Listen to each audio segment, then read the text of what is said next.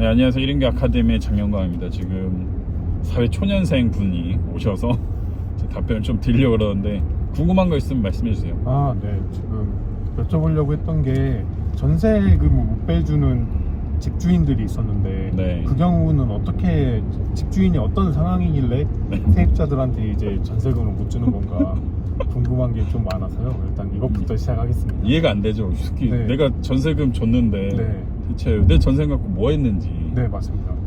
그래서 사실 누가 그런 말 했는데 절대 전세 살지 말아라 라는 얘기가 나오는데 전세제도가 우리나라밖에 없어요. 네, 그건 네, 알겠습니다. 그래서 전세제도는 기득권을 위해서 만든 제도라서 어쩔 수 없이 전세제도가 뭐 좋다 나쁘다를 떠나서 전세 입자한테는 네. 유리할 때는 가격이 올라가는 시점 말고는 없다. 네, 떨어질 때는 극도로 안 좋은데 예를 들면은 10억짜리 아파트예요. 전세가 한 6억 돼요. 네. 그러면은 6억을 그 주인이 받아요. 네.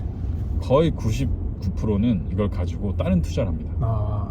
뭐 하겠어요? 이거 가지고 6억 받았어요. 그거 가지고 또 5억짜리 집을 사겠죠. 5억짜리 집에다가 또 전세료 3억을 대출 받아요. 그래서 네. 3억을 전세 줘요. 네. 그럼 나는 사실 집주인한테 6억을 전세금 줬지만 네. 집주인 통장에다 얼마인지 체크 못해요. 이 차이는. 맞네요. 이 집주인이 5억짜리 집 사서 3억 또 전세 주고 네. 3억 받으면 또 뭐예요? 또 투자해요. 또 이것저것 사가지고 또 1억 들어오죠. 그래서 전 집주인은 집이 세 채가 되지만 실제 통장에는 0이다. 이거 듣고 보니까 뭔가 다단계 펀지 사기 느낌이 좀 많이 나는데. 아니 펀지 사기, 그러니까 상승기에는 사실은 갭 투자라는 게 이런 게 풀리는데 네. 하락기에는 근데 이제 여기서 문제는 하락기예요. 왜냐면 이게 전혀 문제가 네, 없는 네. 게 본인이 만약에 제가 10억짜리 집을 갖고 있는데 6억의 전세를 들어왔어요. 네. 다음 사람이 6억 내면 아무 문제 없어요. 들어올 사람이. 근데 시기가 낮아져서 전세금이 전체적으로 낮아져서 전세금이 5억이 됐다. 네. 그럼 이제 집주인이 고민하는 거죠. 이 다음 사람이 들어와서 내가 5억을 내줘야 돼요. 네. 그러니까 6억을 내줘야 되죠. 네. 그러면 나는 1억이 더 필요한 거죠. 왜냐면 지금 6억에 들어왔고 다음 사람 5억이니까 1억이 비니까 이거를 한 집이면 어떻게 해서든 버텨요. 근데 아까 며칠 투자했죠? 3-4채를 투자했죠. 네. 6억을 받아서. 네. 그럼 이제 돌려막기를 하다가 못 막는 거죠.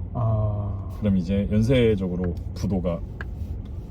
그러면 이번에 수원이나 동탄에 있는 근데 이거랑 근본적으로 다른 게 네. 갭 투자랑 네. 이번에 나왔던 빌라 사기 건들이랑 다른 거는 네. 갭 투자는 이런 식으로 하기 때문에 네. 자기가 개수를 많이 해도 한계가 있어요. 네. 예를 들면 6억 받아서 네. 뭐 계속 돌릴 수가 없어요. 그래서 네. 그 개수의 제한은 있는데 가장 큰 문제는 저거죠. 이번 빌라의 문제는 빌라는 처음에 딱 지어지잖아요. 등기부 네. 등본에 네. 이게 얼마인지 안 나와요. 매매가가. 네. 그럼 매매가를 내가 만약에 건축주예요. 네. 그리고 내가 이 사람한테 2억에 팔아요. 네. 근데 전세입자한테 2억에 준다라고 해도 네. 전세입자는 이 매매가를 모르기 때문에 이게 내가 2억이 정당한 가격인지 낮은 가격인지 높은 가격인지 판단을 못해요. 이 허점을 노린 거예요. 그러니까 이건 대놓고 사기를 친 거고 네. 갭 투자하신 분들은 그럴 의도는 없어요. 나는 정말 내 자산 증식을 위해서 받은 전세금을 내가 갖고 있지 않은 거는 뭐 잘못도 아니고 자본주의에서 당연한 건데 네. 이건 사기칠 의도가 있었던 건 아니죠. 다만 경제가 내려가기 때문에 전세를 못 돌려주기 때문에 그런 거죠. 그래서 이번에 전세금 사기가 다 빌라예요. 네. 아파트가 아니에요. 네. 네. 빌라인 이유는 빌라는 등기부 등본에 매매가가 안 나요. 첫 번째 빌라만 그래요. 첫 번째 빌라만. 네, 그게 건축 등기라고 하는데 건축 등기 치면은 나는 건축주는 이게 얼마인 줄 알아요. 근데 전세입자 몰라요. 그러면 1억짜리 빌라를 2억의 전세를 놓을 수도 있어요. 그럼 전세입자가 나갈 때 네.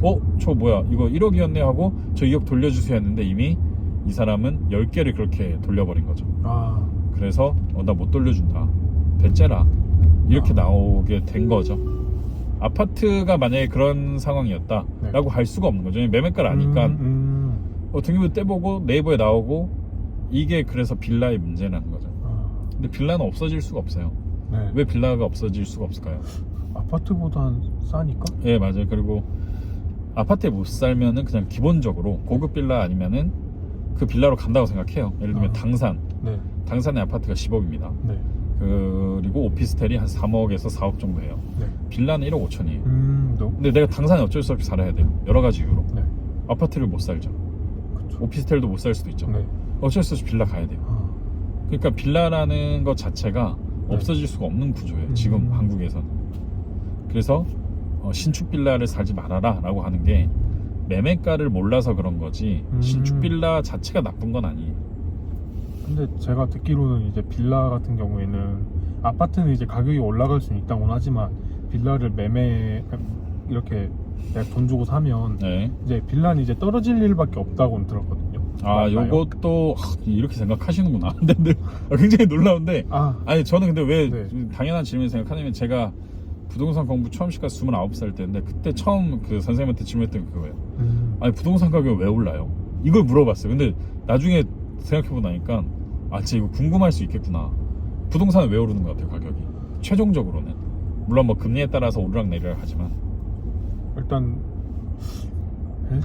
투자의 개념으로 보는 사람들이 많아서라고 생각은 해요. 일본 같은 경우에는 예. 부동산은 이제 자동차처럼 이제 쓰면 쓸수록 가격이 떨어진다고 생각하는 개념으로 생각을 하고 있어서 네. 아마 대한민국에서는 이거를 투자 상품으로 이제 주거의 개념도 있지만 투자의 개념이 더 커서 이렇게 올라가는 게 아닌가라고 생각은 하고 있었습니다.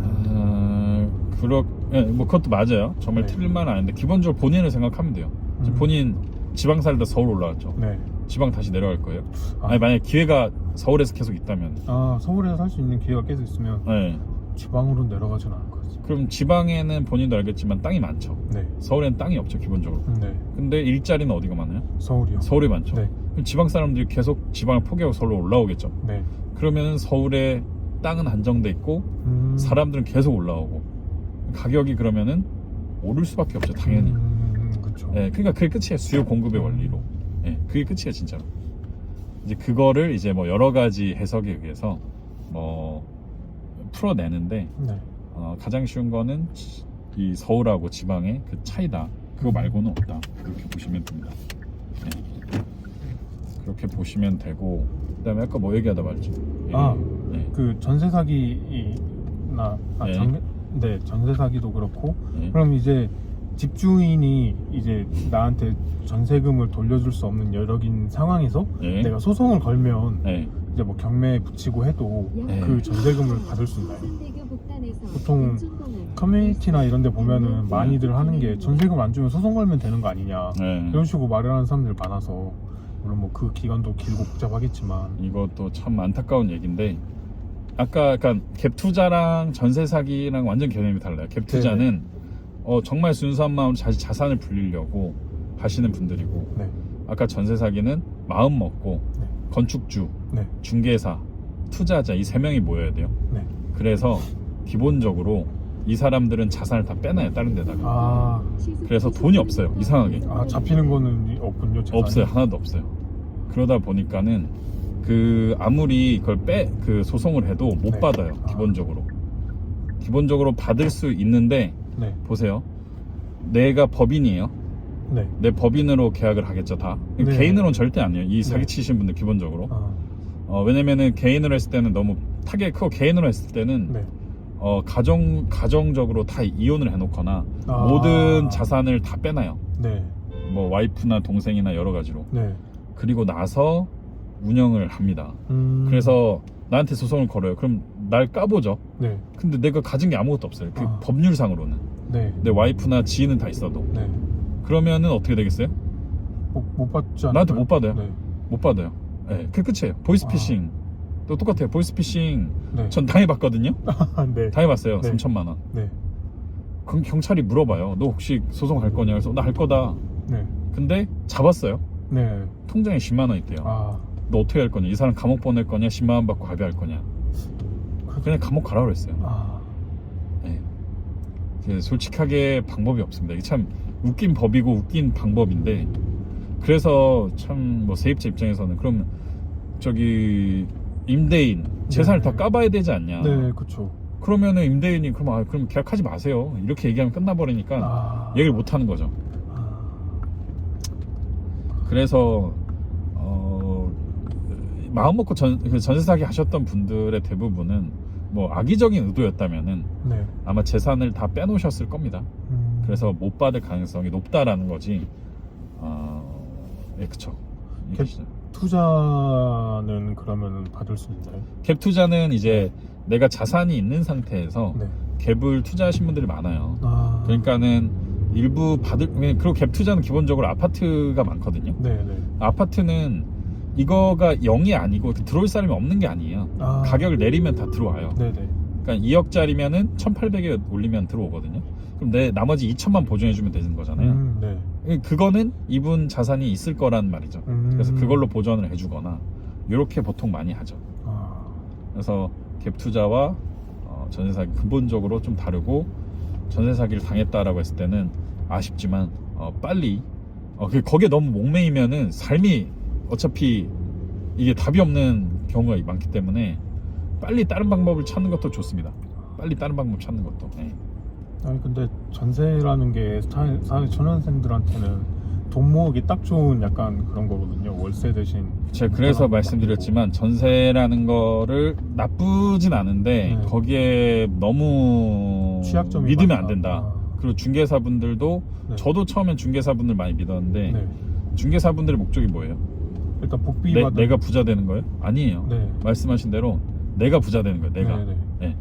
그래서 수수료를 받으려고 하지 그거를 가지고 저걸 하려고 안 해요.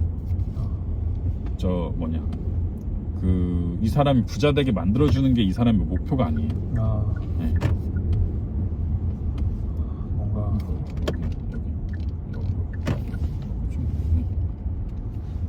헷갈리네. 네. 이해되시죠? 네. 뭔가 씁쓸하면서도 그러네요. 맞습니다. 네. 그게 그 차이입니다. 네. 알겠습니다. 이번에 좀 끊고 다음번에 또 궁금한 거 물어보겠습니다. 네.